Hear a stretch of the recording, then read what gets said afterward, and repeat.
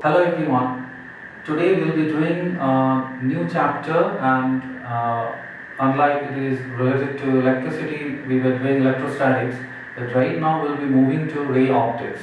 We have a division in class 12 syllabus which is called ray optics, and under that we are today will be doing the refraction at plane surface. Actually in lower classes in class 9 and 10, you already have the knowledge of few things which are were already discussed in these classes.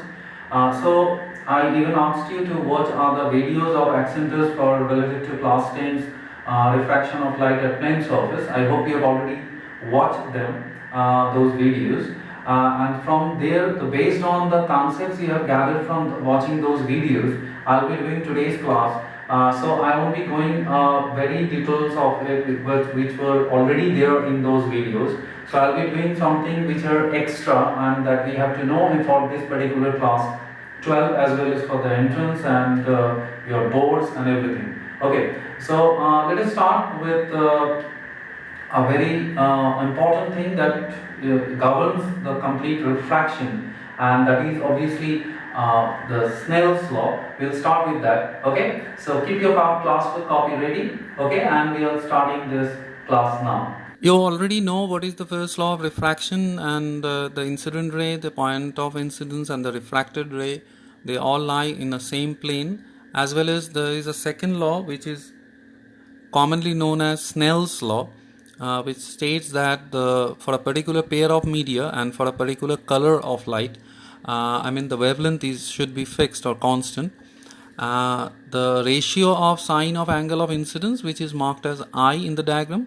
So sine I to the ratio of the sine of angle of refraction, that is sine R, bears a constant value which is known as the refractive index of medium 2 with respect to medium 1. And we also know the definition of refractive index. It is the ratio of speed of light in medium 1 to medium 2. When we talk about the refractive index of medium 2 with respect to medium 1, then we say it is the speed of light in medium 1 divided by speed of light in medium 2. Okay, so this is the preliminary knowledge that we should have, and now I'll continue with doing things which is a bit more important. Let's check it out. Snell's law. Already we know what is Snell's law. We have this idea that it is sine of angle of incidence to sine of angle of refraction, and that is 1 mu 2, or also we write 1 n2, whatever. So this is the refractive index of the second medium with respect to the medium 1. This is already being described and already you have been watched those videos in Accenture's channel. I hope so. Now I will try to do something extra out of this expression. This is Snell's law, this is the expression of Snell's law, it's fine. So let us understand it more vividly, okay? But I will try to conceptualize this thing in a much simpler form. That was not there in lower classes. Anyways, we had limitations. Now, what is the definition of the refractive index? I told you, it is the velocity of light in first medium to velocity of light in second medium. And if you want to just write the absolute refractive index of medium 2 in this case, and that is actually velocity of light in vacuum by speed of light in the second medium, that is 2. Okay, so this way. So in that way, if I write 1 mu 2 in this fashion, that this is equal to C by C naught into C naught by C2, which further goes to like this, we can clearly understand what I am going to derive from here is this is equal to mu 2 by mu 1. So the refractive index of the second medium with respect to the first is actually the ratio of absolute refractive indices of the second medium with respect to the first. The same way I am pronouncing this, the same way it will be written. So hope you have understood now that in this way I can further rewrite this expression. This is a problem I will be doing. I am just using this space right now. So when I have got this, so can I write sin I by sin r is equal to mu 2 by mu 1. Now where was the angle of incidence were forming in the first medium. So I can, make Snell's law much more generalized in this fashion, and now onwards you will be remembering this law in this fashion only because it will help you to solve problems much more faster. Okay. Now what way you have to remember? You have to remember this way: the absolute refractive index of the medium from where the light is coming, that is medium 1 for us, right, into sin I, that means the angle of incidence is forming at first medium from where light is coming, so the sin I is the sine of the angle of incidence, and that is equal to mu 2 absolute refractive index of the second medium where light is entering into where the refraction angle occurs, or where light is entering, both ways they are same, into sin R. So this is the part in the medium 1, this is the whole part which is in medium 2. So now onwards we will have this expression as generalized version of Snell's law. Okay, we have a problem, and let us do this problem right now. The problem states that we have a refracting surface which looks like a prism, definitely is a prism, and the prism angle is 75 degree. We have to use one simple thing that we have learned in lower classes for solving this sum, but that is very small part of the sum. The actual sum is based on the Snell's law or the generalized Snell's law. Okay, so anyways, so light is traveling from here, is falling on this glass prism of having an angle of 75 degree, and then it is going to an interface where there is a liquid kept, and there is a interface of glass and liquid interface, and at that point of time the light is going straight, that means going through this edge. So the angle of diffraction in that case, or the angle of emergence in that case, is 90 degree in the medium of liquid. This is what the sum tells us. Okay, so we have to find out this angle I. We have to calculate the value of angle I. This is what we have to find out. Anyways, so before going to anything, let us consider this interface. We know the glass is having a refractive index of 1.5, and this value they have provided. So I can write here, I can write the refractive index here. So light is traveling from a medium where refractive index is 1.5 towards a medium where refractive index is 3√2/4. A bit different value. Anyways, no issue. We'll be applying Snell's law. Just now what we derived, the refractive index of the first medium, that means glass, is 1.5. Since this is in the fractional form, let us write 3/2, and then sin R2 that I don't know, and then the refractive index of the liquid, and sin 90, which is definitely equals to 1. Okay, that is angle of refraction 90 degree here. Fine. So from here I can can actually calculate the value of R2, which is 3√2/4 into 2/3. Ultimately a lot of things cancels, and it is 1/√2, giving me R2 is 45 degree. Okay, so if it is 45 degree, this is 75 degree, then what is R1? I know this is from the concept of the lower classes.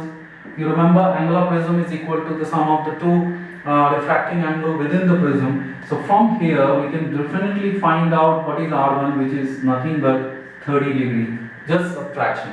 Okay, so now we have to calculate this I. We have this interface which is air to glass, and let me take some space out here so that I can solve the problem, rest of the problem. Few steps are left.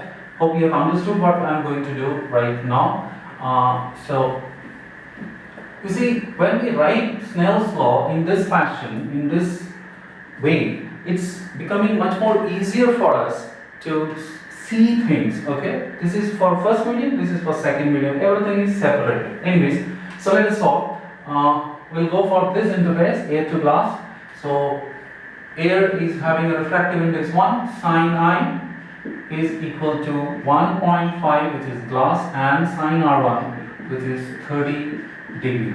So obviously what is sin I is 3/2 into half, which is 3/4. So I equals to sin inverse 0.75, approximately is around 48 degree. So we have got this answer. It is 48 degree approximately, check out for the correct answer, do the calculation in your calculator. So you'll get the exact value, but approximately I'm writing is 0.75 is 48 degree.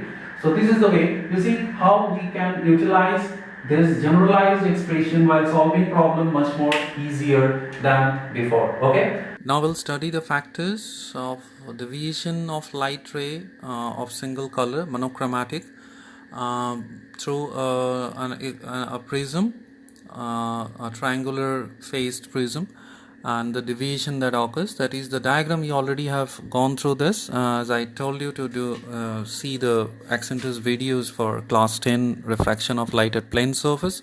So you know this already. Now let's see how this deviation behaves, or what are the nature of this kind of deviation that occurs through prism. And do remember one thing, the prism always has a tendency to deviate a light towards its base, so that is also one point that we should remember. Okay, so let's start the this particular section now.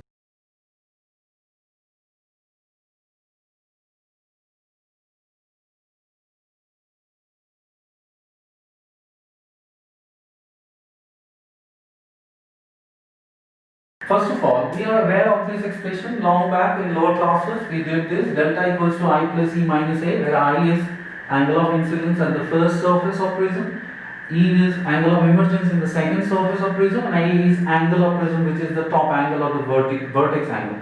Anyways, but now we'll try to understand different characteristics for deviation through prism which were not there in lower classes. The first is minimum deviation. Yes, we knew the condition. The condition is when angle of incidence is equal to angle of emergence.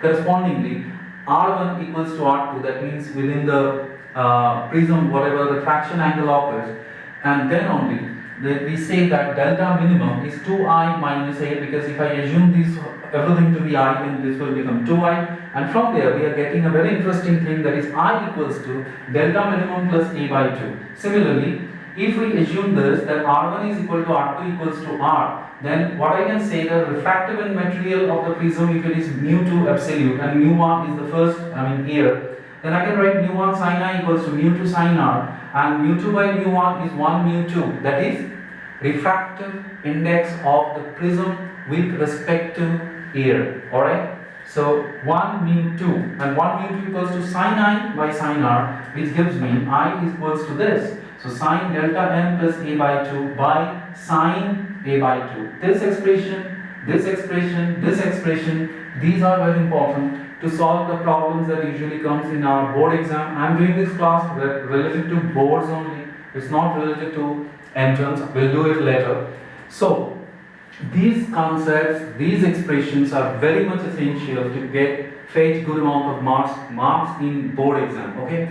So please don't ignore this. Now we go to another concept of thin prism. Now thin prism means it's basically a concept. It doesn't have any practical existence. Alright. So what does thin prism means? We had the concept of minimum deviation. We had the concept of normal deviation, the general expression, everything we know.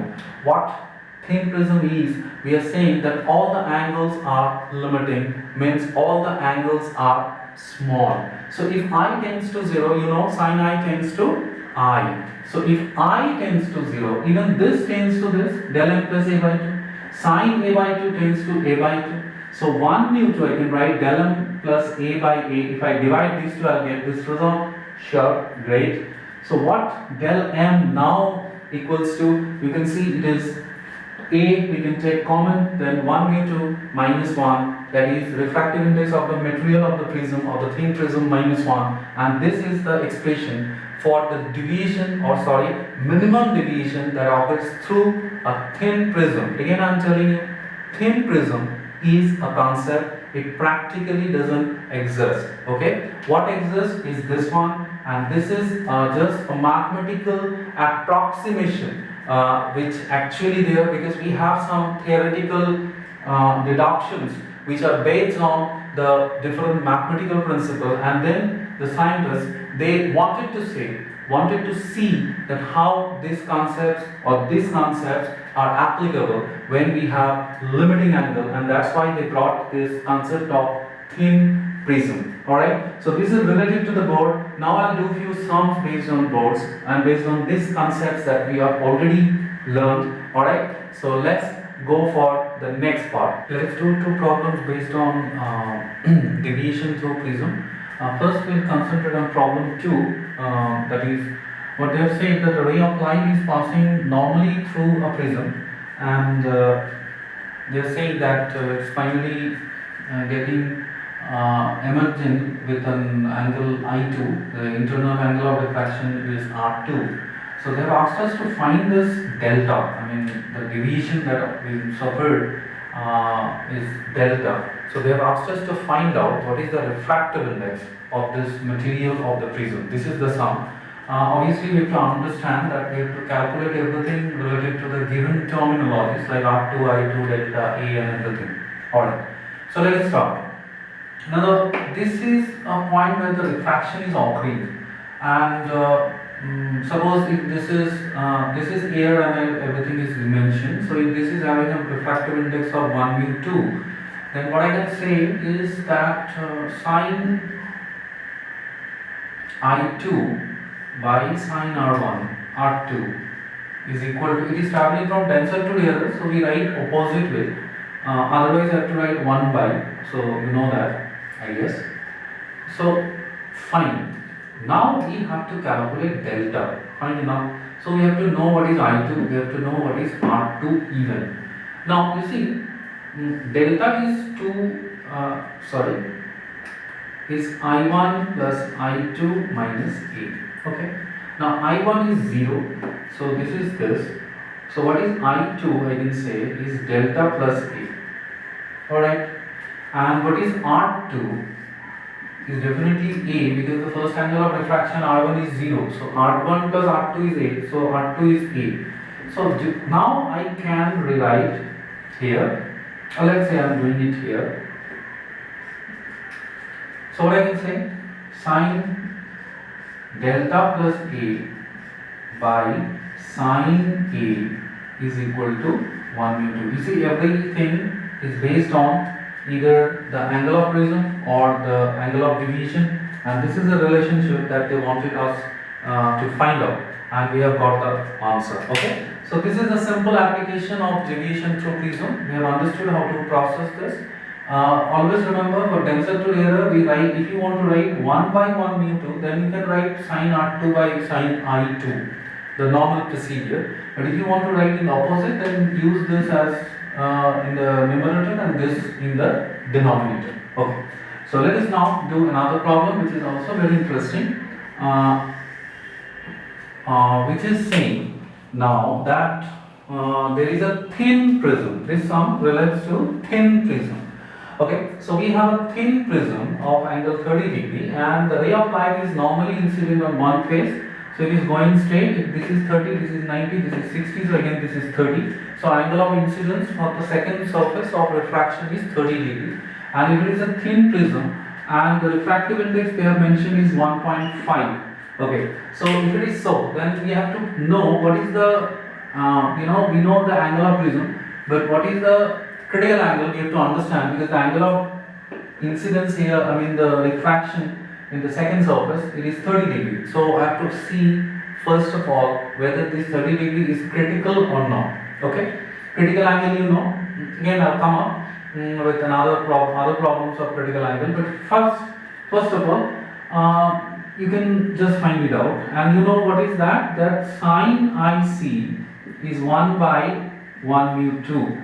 And from here you can calculate, this is what, 2 by 3, 0.67 sine inverse, and that is approximately 42 degree.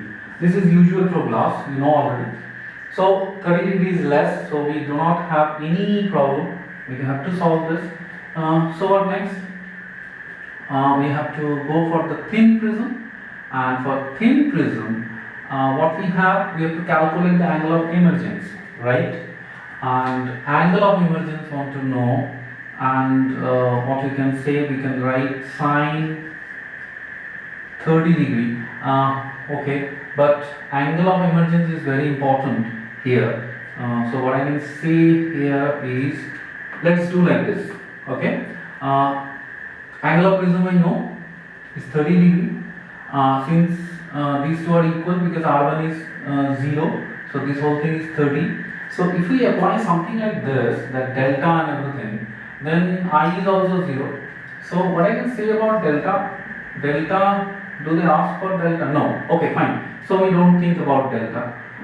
So what we have next, we have to calculate angle of emergence. So what we have next, in the next step, what I can say, okay fine, 1.5 Snell's law, let us apply Snell's law, nothing else. So 1 by 5 sine 30, I am writing in that way, is equal to 1, because this is first second, so you can write like that, 1 into this is here, sine E. Alright, so what is coming? Sine E is equal to, this is 3 by 2, this is half, so this is 3 by 4, which necessarily gives you the answer. Sorry, I was thinking bit more complex, but there was nothing in the sum. Anyways, so finally E is, just now we calculated, no, 0.74. So let us put that value, that was something around 48 degree. Okay, let it like this. 48 degree will be the angle of emergence. So this is the problem which are based on the concept of deviation through prism and the minimum angle of deviation, the angle of deviation and all this stuff. This is an interesting fact that we have concluded here, and this is another type of sum that also we have done for thin prism. Though we didn't apply a lot of concept of thin prism here though, but we solved it in a different fashion. Alright. So now let us check out what about the critical angle and total internal reflection, which is very interesting, and it's actually a fun knowing all these concepts and doing sums based on these concepts. So let's just check it out. We'll do some concepts as well as some problems together. So you have watched about critical angle and total internal reflection. You already did this in lower classes. Now you are revising those concepts. So now I'll be doing problems based on critical angle as well as on the total internal reflection. But before going into that, let me just do one problem from thin prism. So here it is. Problem number 4. There is a saying that thin glass prism is kept in here, and we observe for a particular color of light, we observe the deviation that occurs for a glass prism kept in here, and then the same glass prism is kept in water, and also then we are calculating or showing observing the deviation in water. So they have asked us to find the ratio of deviation in water to that of air. The same glass prism is used here. Anyways, obviously we need to have one thing. When we have the deviation in air, so it is just a simple glass prism. So obviously we can take this A and it will be mu g minus 1. Okay, so mu g is 3 by 2, yes. So we can write del A is equal to A into 3 by 2 minus 1, you understand, is half. Great. Now when we go for the water, now there is a problem, because now the light ray is traveling from water to glass. Water to glass, this is going to change. Medium 1 is water, medium 2 is glass. So what I am going to write here is medium 1 is water, medium 2 is glass. So mu g by mu w minus 1.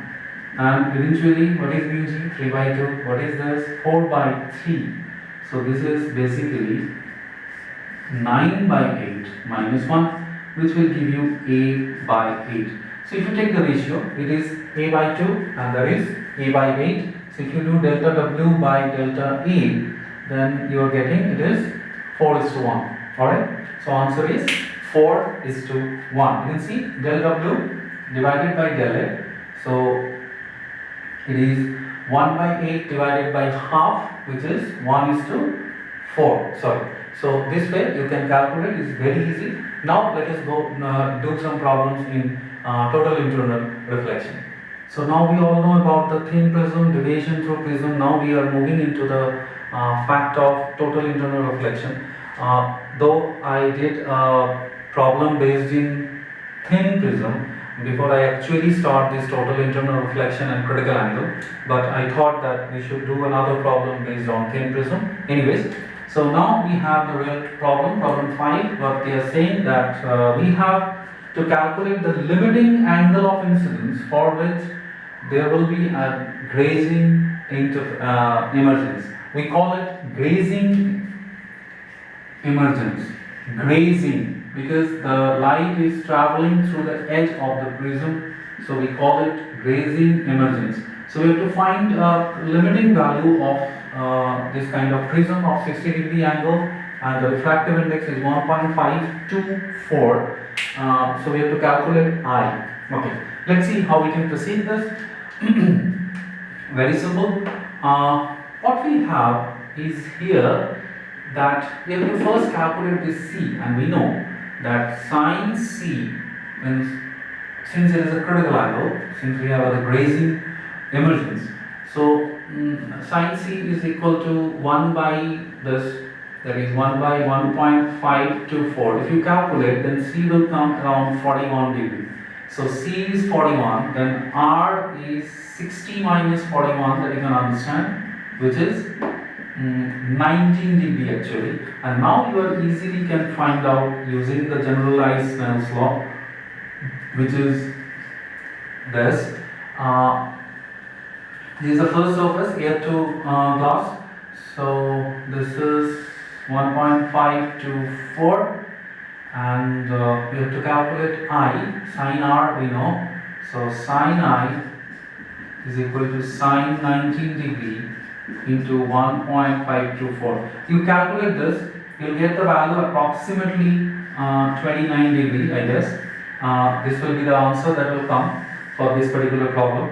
I hope you didn't find anything very difficult in this, but you have to remember the formulae and the concepts that you have to apply in these kind of problems. Okay, like these are the key steps that are usually followed. You did few problems in lower classes, but now it is actually showing you that how much complex different types of problems we can actually form using the concepts of this ray optics or the plane surface refraction. But these are all board based, these are not related to entrance. I'll do entrance class later on after we finish the basic concepts of boards. Okay, now come to the problem number 6. This is another interesting problem based on total internal reflection, and what they are saying, please write it down. They're saying that if a prism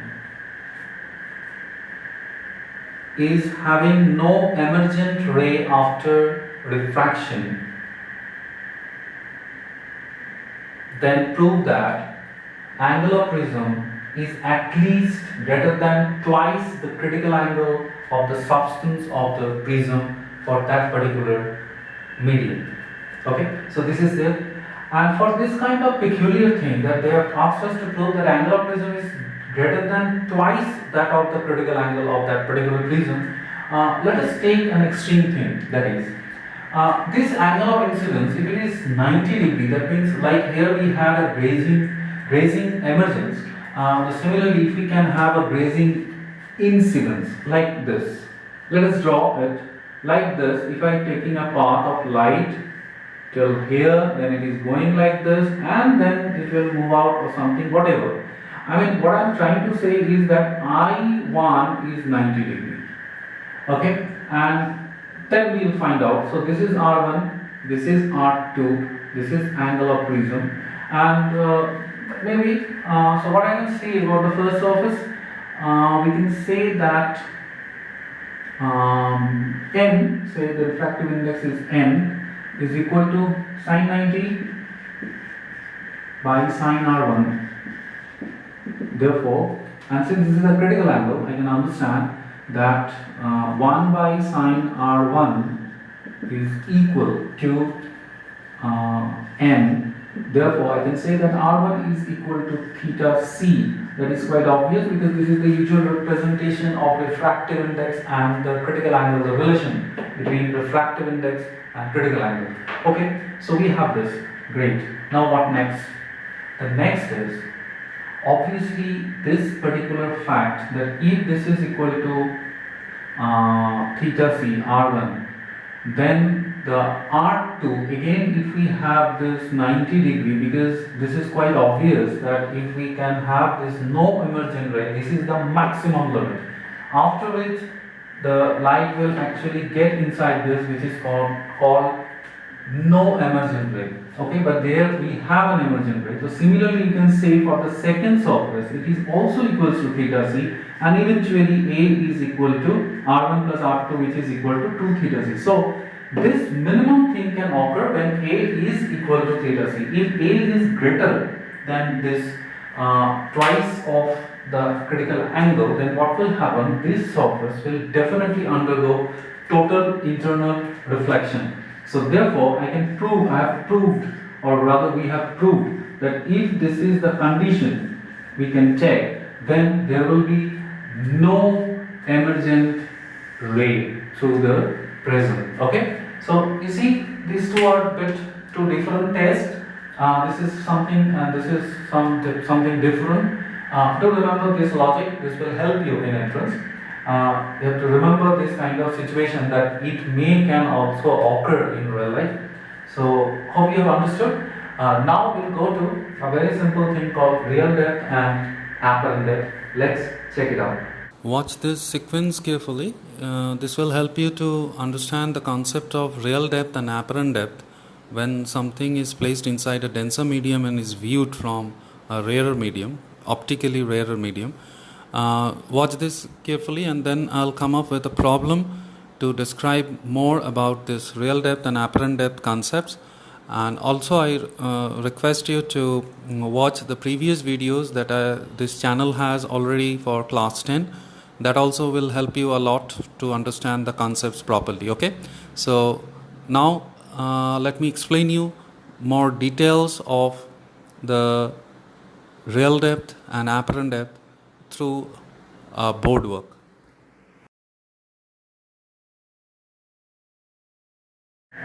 We have already have this last thing that we have to revise, that is the apparent depth and the real depth. And you know the difference between the real and the apparent is called the shift, and that is equal to the real depth into 1 minus 1 by 1 mu 2, that means the refractive index of the material where the object is placed. Now we have a problem. We have a problem in this way, that we have an object on which a glass slab of 10 centimeter is placed, and above it there is a beaker filled with water at a height of 10 centimeter, and finally a person is viewing this object from here, from here. So we have to know that what will be the height, the position of the image that finally this person sees. Now how many media are there? There are two different media. One is glass and then is water. So in this type of problem, even from years it came in entrance, but it's very easy. What you do is, you just simply forget from where to where and other things. You just remember there are two different media. One is glass and then is water. So you individually calculate the shifts. The first shift is in glass, so you calculate that shift d1. You know this total height from where the object person is observing, from the water level, it is 20 centimeter, the total depth or the actual depth. But for the glass, it is only 10 centimeter. So it is 10 into 1 minus 1 by 3 by 2, which will give you, this is 1/3, so 10 by 3 centimeter is the first, shift. It's not the position, I'm repeating, it's the shift. And then you calculate the second shift within water, which is 10 again, because the height of the water level is 10. And then 1 minus 1 mu 2, which is water, which is 1 by 4 by 3. So it is equal to 10 by 4 centimeter. So total shift is this plus this. Great. So it is around 3.33 plus 2.5, which is equal to, so 5.83 centimeter is the total shift. So now you can find out the position. How? Position is total height minus this thing. This you can calculate. It's not my job to do all this. So calculate this. You can understand that where is the final position of this object and where the observer will view it. That means the apparent position of this particular object is now 20 minus 5.83 centimeter, the whatever result it comes. So you see, in the beginning also I told you, let me tell you again while finishing up this particular lesson. You see, my dear students, these are the concepts that you had already done in lower classes, in class 9 and class 10. The spherical mirrors, reflection, refraction, all these things you have done. I will do the spherical mirrors, the other parts which are there in class 12 in detail. But this particular section, that is refraction through plane surface, there is nothing new. There are few things which are new to you, but the 90 or 80% of this chapter is the concepts you did in lower classes. That's why I asked you to watch the videos in this channel which are there for class 10 syllabus, class 10 students, the refraction and plane surface, and then I asked you to watch this video so that you have the basics clear. And now we did something which are important for our board level, class 12 level exams. These are not related to entrance, I repeat, I'll do that. So this is it. I will be sending you a few assignments to solve after you watch this video, okay? And then we'll come up with a doubt clearing session in our Accenters WhatsApp group. Okay, till then, this is it. I'm Arijit Ray, and this is the Accenters.